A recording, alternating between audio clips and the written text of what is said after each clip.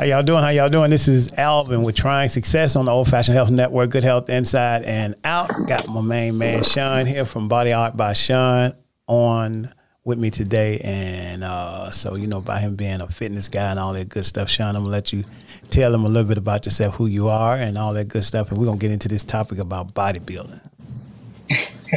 Hey, how's everybody doing today? Wherever you are across the world and whoever's listening to this, my name is Sean Leverett. I am owner and operator of Body Art by Sean. We are a Muay Thai teaching, personal training, fitness, self-defense boot camp facility. Been doing it for a little more than 32 years to be exact. We cover all realms of fitness and wholeness. We do counseling. We do lifestyle. We do all of that. I'm happy to be here, man. So it sounds like you train for the military. No, bro. I do come from a military family, though. Okay. Keep my brother's dog tags with me every day, as you know. All right, so you know I want to talk to you today about bodybuilding.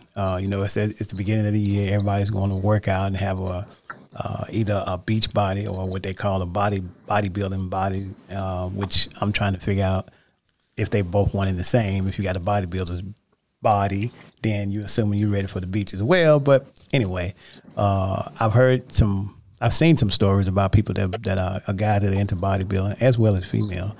And it doesn't seem like it has a really good. Seem like it may have a little some side effects behind it, or trying to body. You know how bad it is for you as you tend to get older. And I don't know if it's the way a person body builds, or if it's because they did it clean, or if it's because they did it with some type of enhancements of some sort. What's your experience on it? What do you think?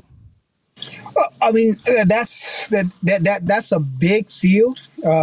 Back in the day, when there was just natural bodybuilding, before everyone was juicing, and juicing is using alternatives to develop muscle, steroids and so forth. But there are different formats of it, man. You have natural bodybuilders who just put in the work, putting that kind of stress on the body, and you have people who are enhanced, meaning that they are juicing and they're shooting into their muscles to get bigger than what their body would allow. Right. Faster. And you and I were talking earlier, and I've only trained people who have done it naturally. And there are different categories of it. They're for women. There's bikini fit. There's fitness. There's aerobics. There's bodybuilding, which means they are bigger, more muscular. And I mean, you can tell that they have more going on than just things naturally. A client of mine who I've just reconnected with, who I've trained in the past for several competitions, wants to get back into the bikini fit, which means you are muscular and you can see the tone and definition and striations and those kind of things in your legs, arms, back, shoulder, the whole nine, but you still maintain your feminine physique, which means you don't lose anything up top. In fact, what I should have did, man, and it would have been a great promotion for her, is send you video or photos of what she looked like when I got her and what she looked like during competition, because it's totally, her body's totally different. So for those who are out there and who are thinking about bodybuilding, there are two ways to go about it. There's the natural way and there's the alternative way. Now, just so you know, most of what you do on a daily and what you eat on a daily is more than you would do in a week. Most of what you do in a week is more than you would do in a month, because in order to maintain and continually grow during that process, you have to eat and train harder than you would normally ever. The calorie count that you would have to maintain, because there's a process. And I'll give you an example with the young lady. We are going to build her up, and the last about 3 weeks prior to her competition, we're going to break her down, which means all that bulk and all that thing that you see, we're going to break it down where the symmetry is correct and you can see everything, which means her diet is totally going to change right about 3 weeks prior to that time. So that way she's at peak competition form. peak competition for him, because that's what it is. I mean, it is a day-by-day thing. If you are retaining too much water on stage, it shows. You won't be able to see the striations and the definition and the tone and that kind of thing like you would if you were dehydrated. And that's another thing with people who are bodybuilding, and some of the drawbacks and some of the effects that thing. You have people who will take vitamin K pills, which are water-based pills, which are like Diazide and some of those other things, to take all of the water out the system. And I've been to competitions where people will cramp up. They will be on stage and they're there and they're bulky and they're up, and they'll go ahead and pump something, and all of a sudden the body just shuts down because they cramp up. Your body needs water to prevent that. That is why you need to stay hydrated. There's a very, very, very fine line between doing what you do with that and being extreme with what you do with that. Okay. But overall, man, the benefits of it mentally, it takes its toll. I have another friend, and I'll try not to be long-winded, who's out of competition, and she's promoting now just her healthy lifestyle. Because before, she was in the gym several times a day, eating crazy. She was trying to do her podcast. She was trying to train. And I mean, it looked great on stage, but the drawbacks and what she was doing physically and mentally were just exasperating. And you look at her now where she's still in shape, and you can tell she has an athletic background. She has a background in gym and track. But if you look at her body now, it's totally different from where she was on stage, with the rounded shoulders and the V shape in the back and those kind of things. But she's much happier with her lifestyle. So okay, so two things with that. Isn't there like what's the drawbacks of after you've done this for so long? So you've done it for the first 5-10 years of your life. What have you seen tend to happen after you've kind of and put your body through that kind of rigorous? To answer your question regarding the side effects on the long term drawbacks on the body, that is the amount of stress that you put on the body, both internally and externally. Okay. There's a great deal of stress that you put on your kidneys. There's a great deal of stress that you put on your heart, based on what you're ingesting, and everything is processed through the kidneys. Right. Anything liquid is processed through the kidneys. And that's why you'll hear some of the bodybuilders, eventually they have kidney failure, or they'll have, like C.T. Fletcher. Right. Google C.T. Fletcher. He's had at least one heart transplant. Wow. At least one. There's a great deal of stress that you put on your body internally with those kind of things. There's stress on your joints because you're overloading your muscles to beyond maximum capacity. And the body's meant to grow at a certain pace. That's why, even genetically, from the time you were born to the time you die, if you just do things naturally, your body doesn't get bigger on its own. Right. You don't get more muscles on your own. You have to overload those muscles. You have to feed those muscles and fuel those muscles and rest in order for those things to grow and to happen. Right. And just so people know, you can overtrain easily, and most people overtrain easily. You have to, your body, the things that you want your body to do when you're working out, you want bigger, you want better, you want different tone definition, those kind of things. In order for those things to happen, your body benefits from the workout, but all those cosmetic things that you want to happen when your body is at rest. It happens when your body is at rest. It doesn't happen when you're working out. Okay. It doesn't happen, okay, well, I'm working out now, I'm watching my muscles get bigger. That's not the way it works. You have to be at rest in order for those things to happen. So there's stress on the joints, there's stress on the heart, there's stress on the kidneys, there's stress on your ligaments, your tendons, all those things in order to absorb and hold that extra poundage that you have. That's why you'll see bodybuilders or people who have been in that lifestyle forever, much like Flex Wheeler and much like, ask Lee Haney. Lee Haney's in Atlanta. Yeah. I've trained with Lee way back in the day when he was here in Venice. Him, Sean Ray, Dorian Yates, all those guys. And don't get me wrong, they don't take shortcuts with their training. They're not. But there were things that they're doing outside of that training in order to get bigger, in order to look different on stage, in order to have different symmetry and that kind of thing. Taking nothing away from their training element, taking nothing away from any of that. Externally, there are things that come along with that that you have no control over based on what you're doing to your body because you're overloading your muscles. Right. Because you have this extreme amount of weight, and muscle weighs so much more than fat. Some of these guys will be 5'8", 5'9", 265, 270 pounds, and they're carrying all this muscle. Now, the thing is, you cannot maintain that and carry that for the remainder of your life. So once that time comes when you are done with that kind of lifestyle, you have this extra weight, which doesn't you don't maintain muscle unless you're constantly training it. Right. That's not the way it works. You don't maintain it that amount unless you're constantly training it. So if you are not constantly training those areas, that's why you see a lot of athletes, you'll see them one way when they're athletes, and then after they're done with that part of their life, their bodies look totally different. Right. And us as spectators or fans, we're like, oh my God, he let himself go. Right. Okay. That was his life. Right. You get it? He was training because that was his job. Right. You get it? He doesn't want to train like that anymore. I look at old video of myself when my body fat was under 5%. I wasn't in competition, but I was doing a gang of videos. I don't want to train like that anymore. Right.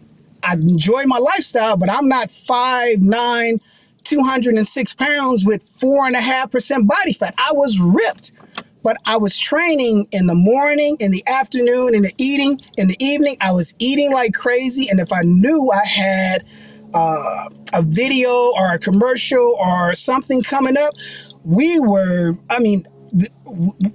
dieting like crazy, because it looked great on camera, which is what you wanted. Right. But I could maintain that kind of lifestyle and for the remainder of my life. And I don't want to work that hard anymore. Right.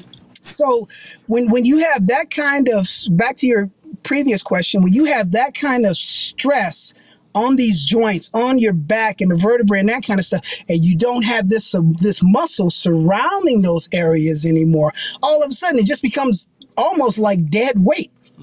So you still have to carry this amount of weight on those joints. So, man, my knees hurt, my back hurts, my neck hurts because the body's not in alignment anymore. And you don't have this muscle holding all that in. Well, it's just extra weight that you carry. So who came up with the whole idea of bodybuilding? How did that even originate? And think it's who set the standards of saying this is the way a body should look in order to be number one? And I have an idea of why I think it came from, but I want you to tell me where you think it came from, if you have an idea. Most popular is Arnold Schwarzenegger. Well, I think Arnold's the most popular. But before Arnold, if you look at Jack LaLanne had a fitness show running back in the late 60s and early 70s. So okay? I'm going to tell you, here's where I think it came from. There's a group of people that has a genetics that body already look just like it's sculptured to just it's just fit. And that would be the African American community. Most then, even old history stuff you could find, it just appears that African American men just seen from working in the fields and stuff like that without lifting weights. They just had this body, that was what it was. And then I think it transcended to I want a body to look like that, because that makes that is the man's look. And then to me, in my mind, it just kept evolving to the next years and the next century on to, okay, this is going to be the standard.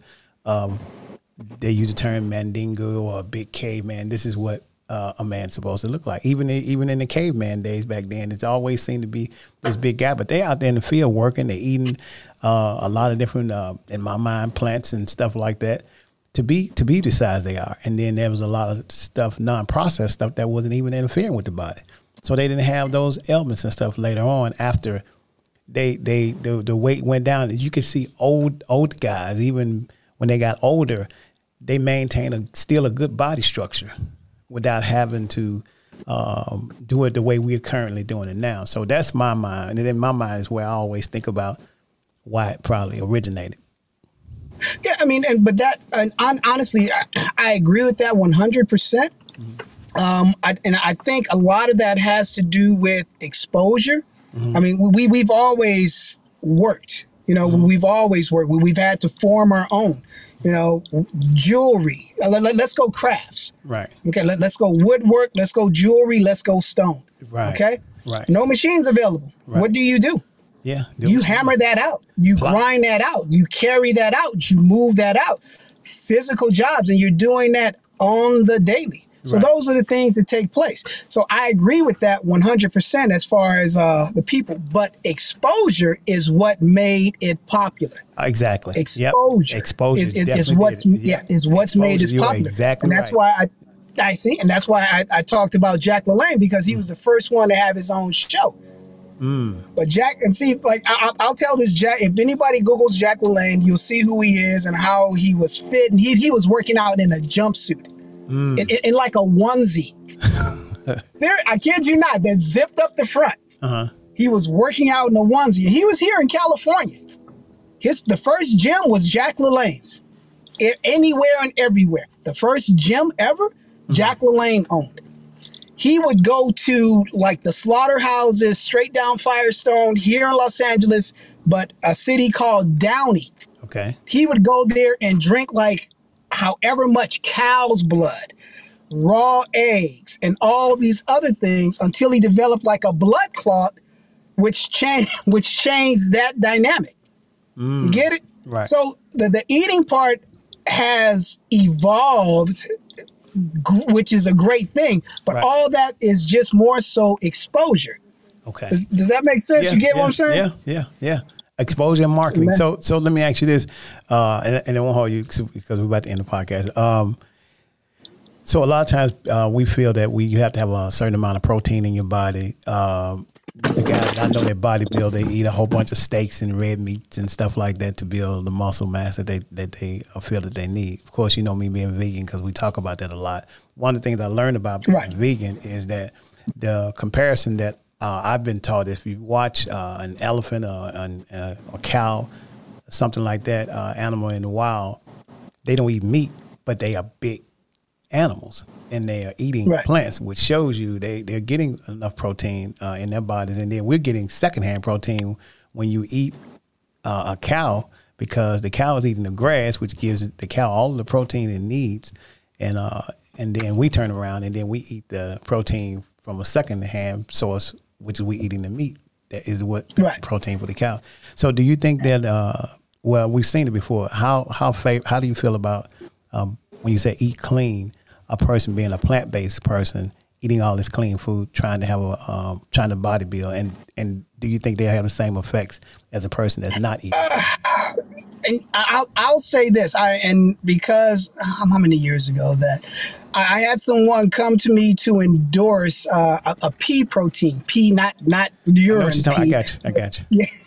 I got you. You never know. Yeah. But a pea protein for lifestyle, for bodybuilders and that kind of stuff. Mm-hmm. And just doing the research, the way the body is processed, the body processes, it's maybe because it's been formed that way, but it processes meat products a lot faster than it does plant-based products.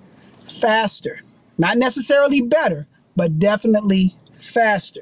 And I've had 2 people who are ex-athletes who are doing the plant-based diet, and they've been able to maintain what they do. It's just been there hasn't been a whole lot of research shown where if I only eat plants, I can get as big as I can get as big as I want to if I were to do the alternate way and eat a gang of meat. And it's not so much calories, but it is what you're putting your body to rebuild that muscle in which you're trying to tear down and reform. There's a guy, and I cannot remember his name. I should have looked it up, but he was one of the strongest, considered one of the strongest men. His diet was strictly plant-based. Strictly plant-based. And he was he really, really strong. I can't remember the guy's name, but he's one of the strongest men in the world. And he's plant-based. And he's always had plant-based. So, but like you said, it's not only just what you're putting in your body, it's the fitness or the routines that you put your body into to build the muscles that you also need. It takes work. It takes excessive work. If you want to challenge yourself, and I've done this every few years or whatever, I'll look at some old video of myself or old pictures of myself just to see how close I can get back to that. Yeah, I do that. And that is what I do. I challenge myself. Really? Yeah, and that's what it is. So, but you have to have a game plan in place in order to get to that. Okay, and if you have a deadline, that's even better. Right. But also, you have to be mindful of, okay, well, I took a day off. I'm going to try and make this up. Right. That's not the way that's going to work. Take your time, man. Take your time. Be patient with yourself. The work that you put in will breed the results. If you're patient with yourself, the results that you want will come from being consistent. You're going to get the best, number one, out of your genetics. You're going to get the best out of the work you've been putting in. You're going to get the best out of what you've been eating. You're going to get the best out of how you've been resting. All those things matter. Okay. All of them matter. Right. None of them are more important than the other. All of them matter. In order for you to be your best at what you're doing, you have to do all of those things consistently. Do not focus on your weight. Putting on weight and taking off weight is the easiest thing for your body. It's the easiest thing. You want to put on weight? Eat a lot of crap. Eat a ton of crap. Okay. I guarantee your body weight will go one way. It won't look the way you want it to, but your body weight will go one way. Right. You want to take off weight? Do the opposite. Starve yourself. Your body will drop weight. It will. It won't look the way you want to. You won't be hard or defined. You won't be muscular. You won't be any of that. But you will definitely be lighter than what you were. You have to be realistic with that. And that is why diets don't work. Right. The Nutrisystems, the Jenny Craig's, all of this crap, man. We are in a multi-billion-dollar business because we prey on people's not only their insecurities, but their desperations. Yep. Those two together are dangerous. If I tell you, it's a dangerous combination. And it is exactly. If I guarantee you, in 30 days, I can take off 15 pounds. I can guarantee you that, 100% guarantee, and I can do that all day. But the majority of the weight that you take off is not going to be what you want. It's just going to be weight. The Biggest Loser, the problem that I have with The Biggest Loser, and I always have, is that they never talk about the person's body fat. They'll talk about their weight loss and what percentage of that weight loss based on their actual weight is there. But they don't talk about body fat because they don't focus on body fat. Yeah, they don't. I don't like that show because it needs to have a disclaimer, like at least 5-minute disclaimer in the beginning of the show to say, okay, XYZ, you may not look like this. These are the things could happen, because there are people that look at that and be like, oh, I can do that. Why I'm not looking like that? Same for entertainers. You look at Janet Jackson. Janet cannot keep a 6-pack every day, all day. It's just not gonna happen. I mean, she's gonna swing by Krispy Kreme and it's gonna be over. You know. Oh man, you know. But on that note, I don't want nobody to be mad with me. I'm just saying, you know. Hey, Alvin, let them be mad. Yeah, let them be mad. Yeah. Bruh, I don't care. Be mad at me. Yeah, be mad at me. Get me on social media. If I'm lying, I'm dying. Yeah.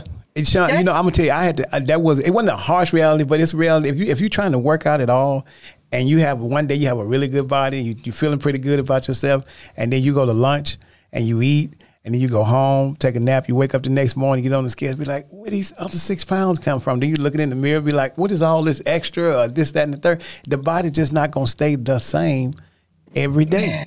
And it's bad that people really believe that. I mean, you know what obesity looks like. Now you know you don't want to do that, but then if your body, if you do what you're supposed to do, your body would do what it's supposed to do. You will use the bathroom. What you thought you saw would go away. You'll be all right. But when you overweight, it's just overweight, and you know you're overweight. When you but anyway, but.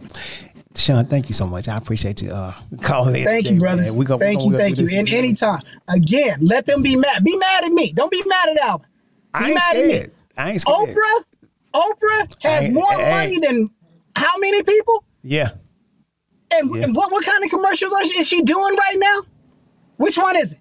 Jenny Craig? Which one is she doing? Yeah, I think it's Jenny Craig. Yeah. Yeah. Honest, I'm gonna say this, and you can edit that. Get the fuck out of here. I'm not gonna edit it.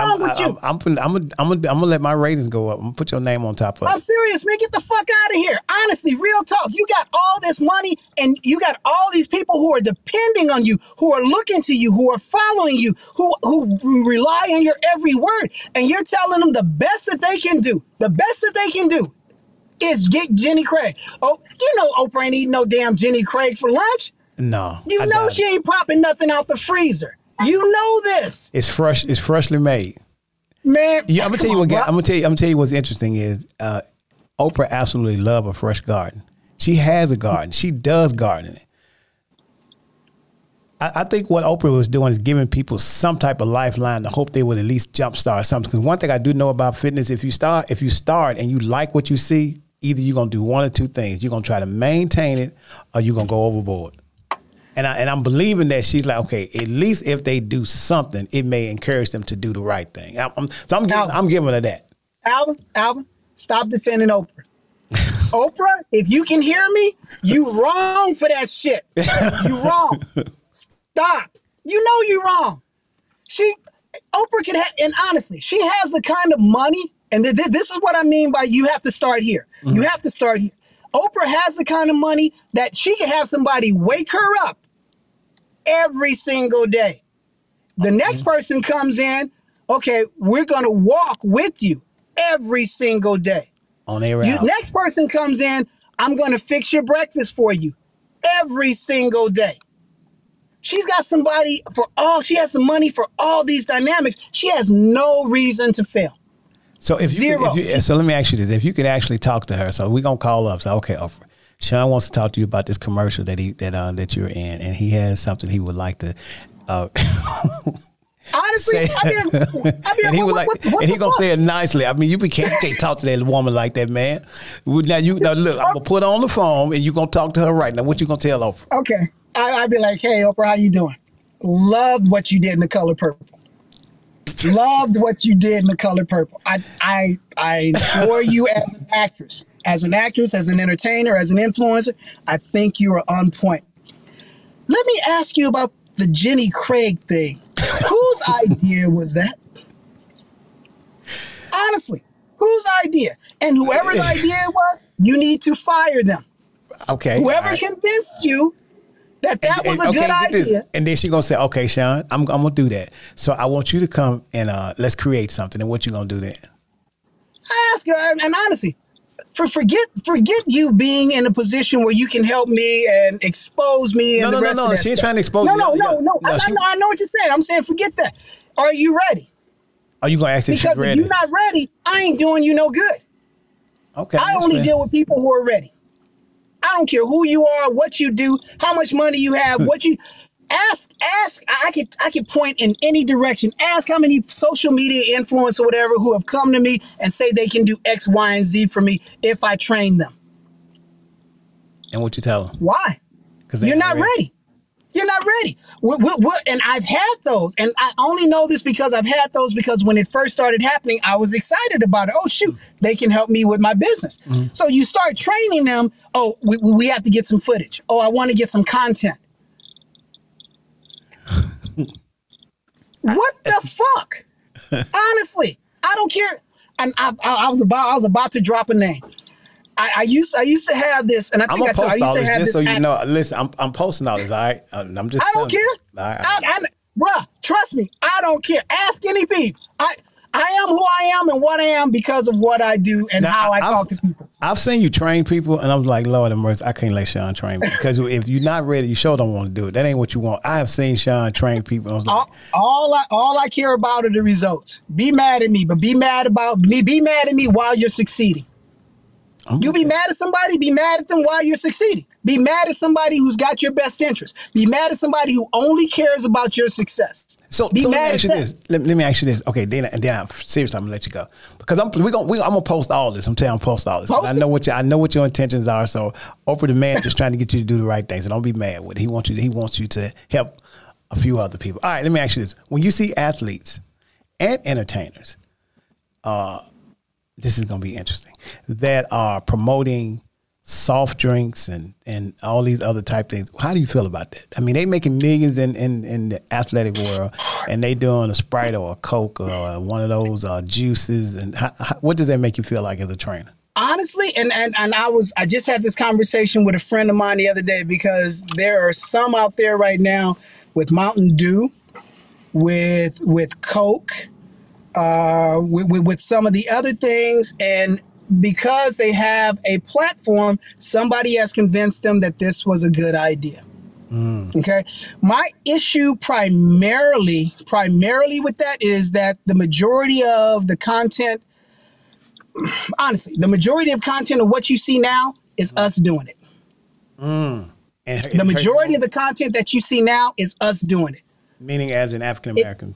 As an African American. Okay. You get it? And it's hurting our community worse than anything. Yeah. And I look at it in the same context of when rap started becoming popular and those kind of things, and what we started promoting. Somebody told us it'd be cool for us to have alcohol as part of our selling brand.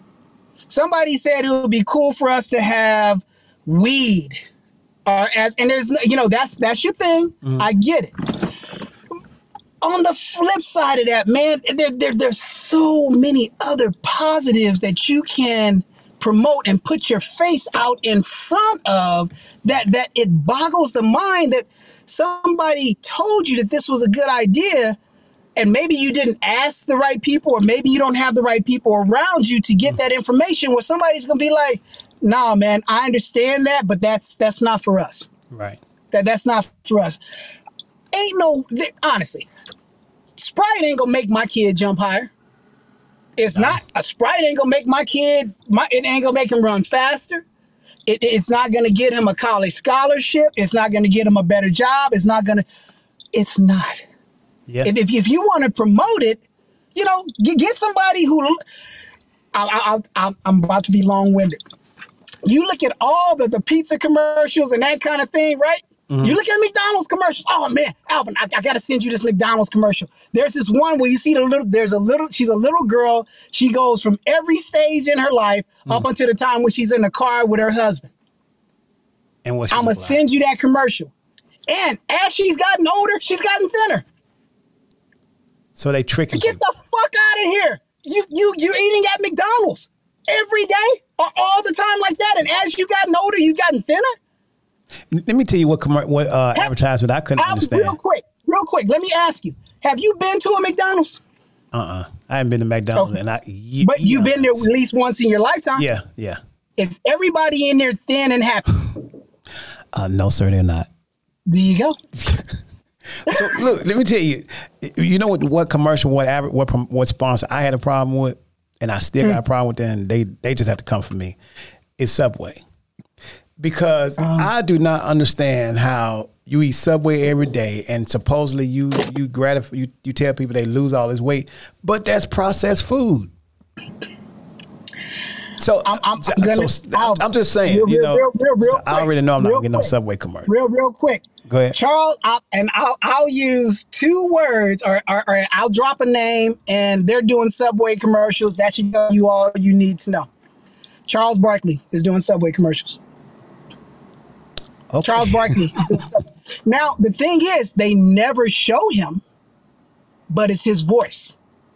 Subliminal. So it's called subliminal. Come on, man. Charles Barkley ain't eating a Subway sandwich unless it's dipped in chocolate. You know this. I know this. Okay, so let me get this straight. Bro. So look, y'all, then you know Oprah. I love Oprah. Oprah's so don't you didn't got Oprah. That ain't me. You know I love you. So don't we from we from Mississippi. But Sean just trying to get you right. Now the rest of them folks, I don't care nothing about. I don't know nothing about them. So, but I can't let you be on my homegirl like that. So I'm just saying, you know what I'm saying? That's my homegirl. Sean, thank you so much, man. I appreciate you. Hey, thank you, bro. That got me hot. I'm about to go outside and start yelling at some people. I'm about to throw some people a burger, then throw a rock at the other ones who are in line to get this bad food. I'm glad I'm not training. You're not training me after this conversation. All right, man. Appreciate thank you so you, much, brother. man. Have a good one. Appreciate you. All right, bye.